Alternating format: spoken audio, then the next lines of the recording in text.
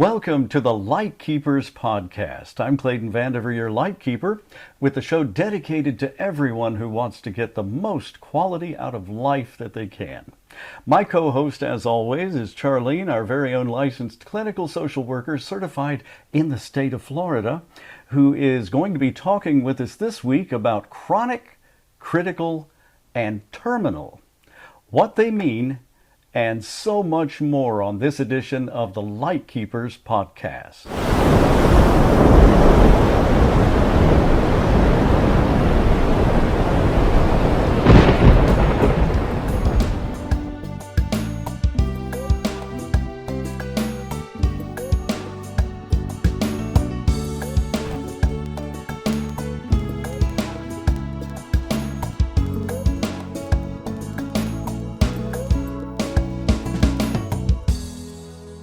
And before we start, as always, please leave your questions or comments below. We will answer them next week on our next edition, which airs every Wednesday evening at 7 p.m. Eastern. The Lightkeepers Podcast is an exclusive production of A Guiding Light, and we'll tell you more about A Guiding Light at the end of the podcast.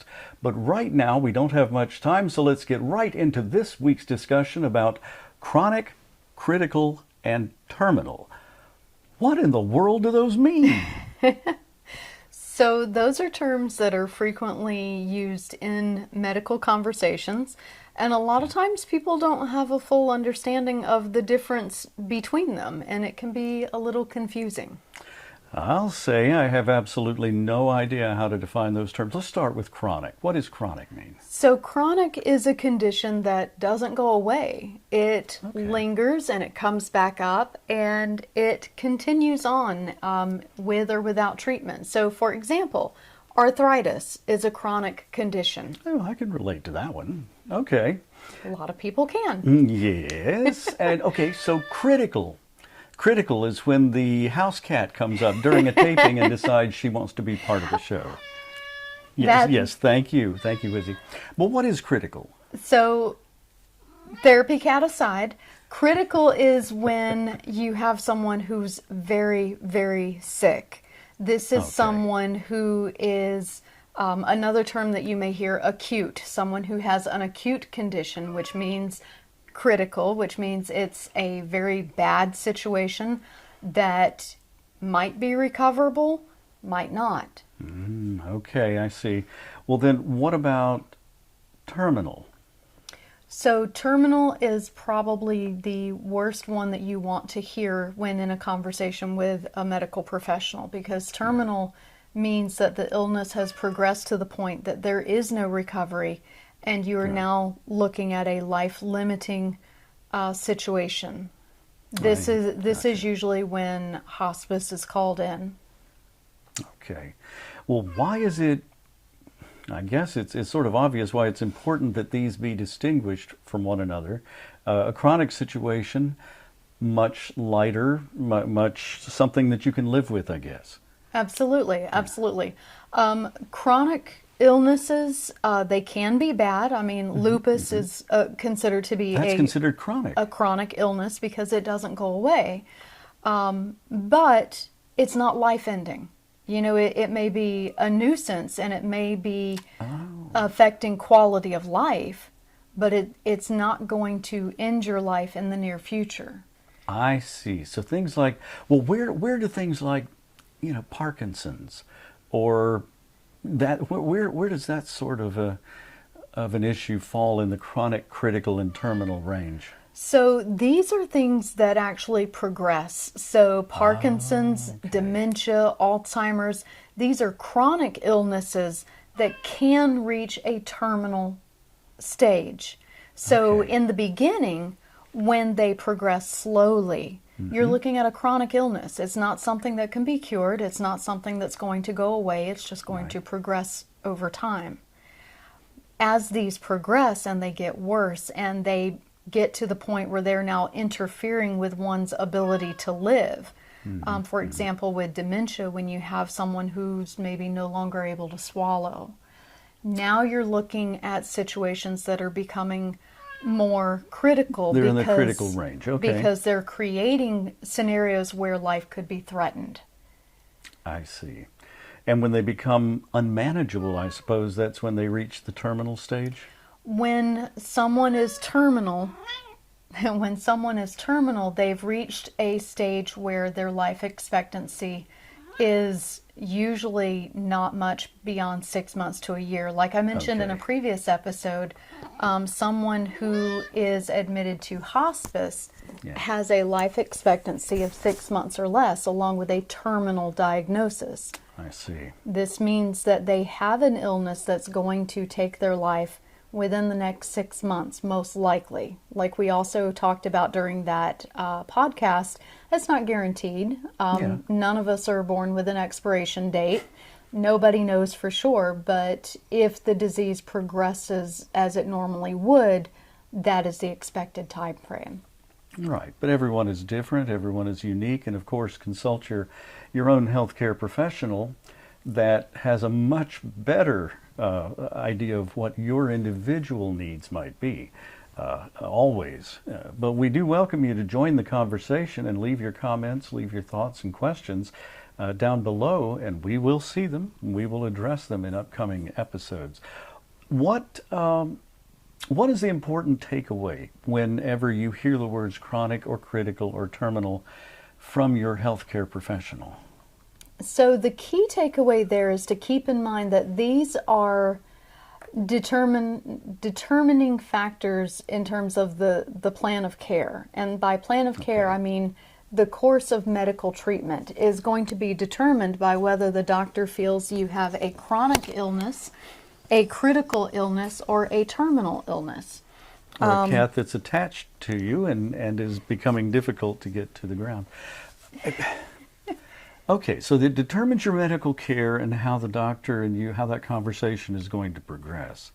What can you do in each of these states to give you, our focus is always on the very best quality of life possible. And we don't focus on end of life, we don't focus on those issues. We focus on how you live every moment leading to those eventualities, which we all face. So what do you do? The key thing that you want to do in all of those is you want to stop and assess how you define a good quality of life. Okay, how do you do that? Well, you look at the things that are important to you and you think of the things that you can't do without. And don't think of the obvious things. Of course, we all need oxygen. We all need to be able to breathe. But would you consider yourself to have a good quality of life if you couldn't get out of bed? Would you consider yourself to have a good quality of life if you weren't able to recognize anyone around you?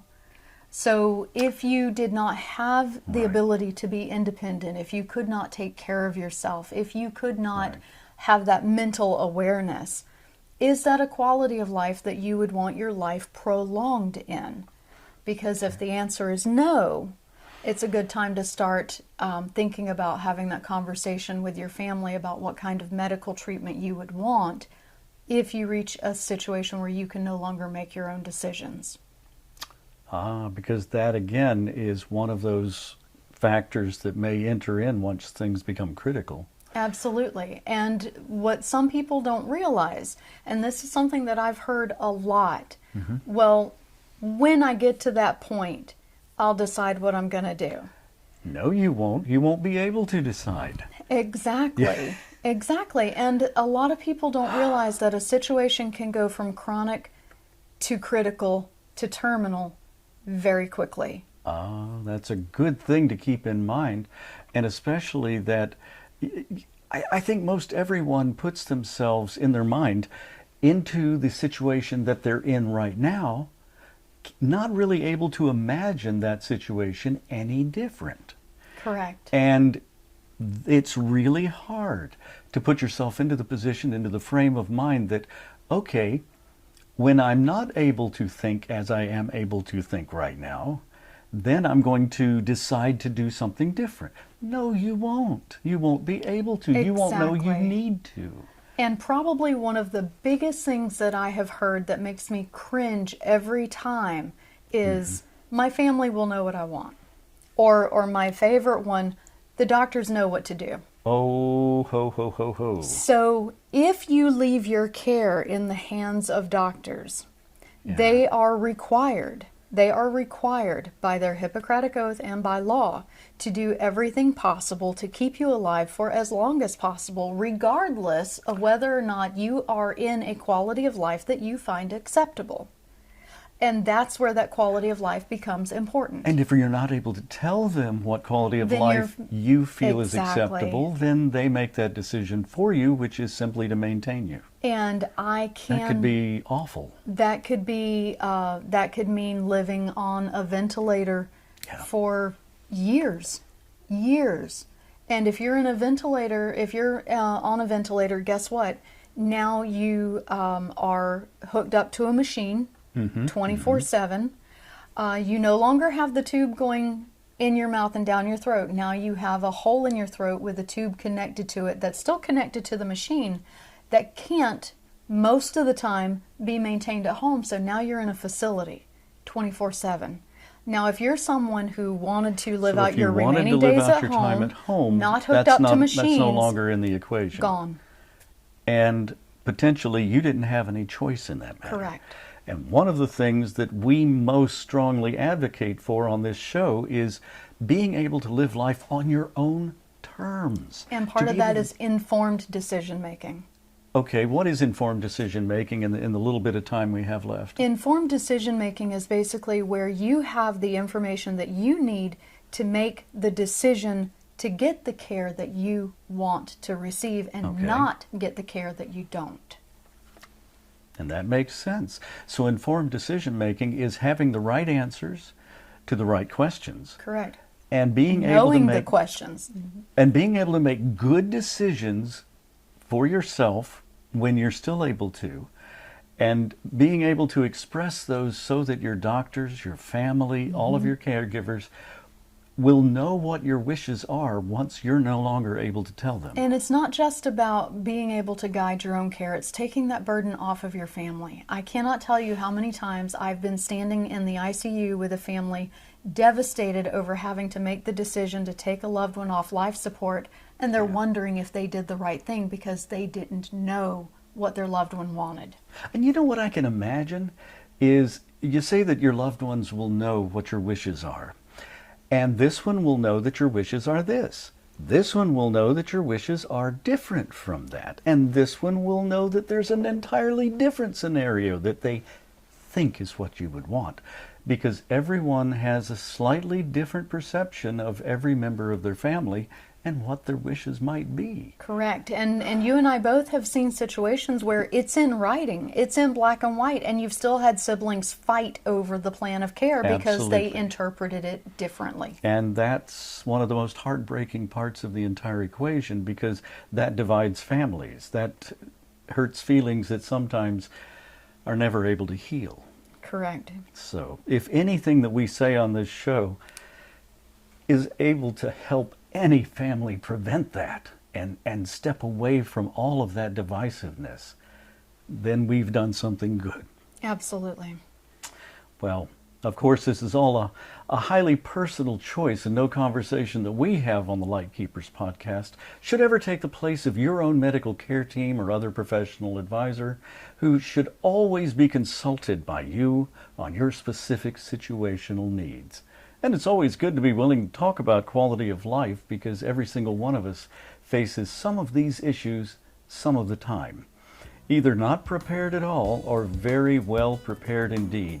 From joining us here every Wednesday at 7 p.m. Eastern for the Lightkeepers Podcast. This is an exclusive production of Vanimation Studios, brought to you by a Guiding Light 501c3 nonprofit organization dedicated to education and information that allows informed preparation for living the very best life possible. The mission of A Guiding Light is to provide education for professionals and information for everyone else about life planning, available guidance, and counseling that helps individuals and their family navigate options that improve the quality of their remaining days. The organization is committed to training professionals through scholarship grants when needed, who will help you find the best information and options to meet your planning needs.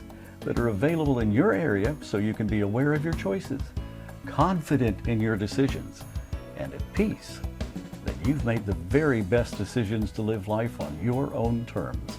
Visit the website foraguidinglight.org or make a tax-deductible contribution that helps others find the information and resources that they need. Please send your check to the address that's right on the screen below me here. And we're so grateful for your support and sincerely hope you will join the conversation in coming weeks. Add your questions and comments below. Speaking of that, hit the like and subscribe buttons. It's free. And turn on that notify bell so you'll catch every single episode. I'm Clayton Vandiver, your Lightkeeper. We'll see you next time.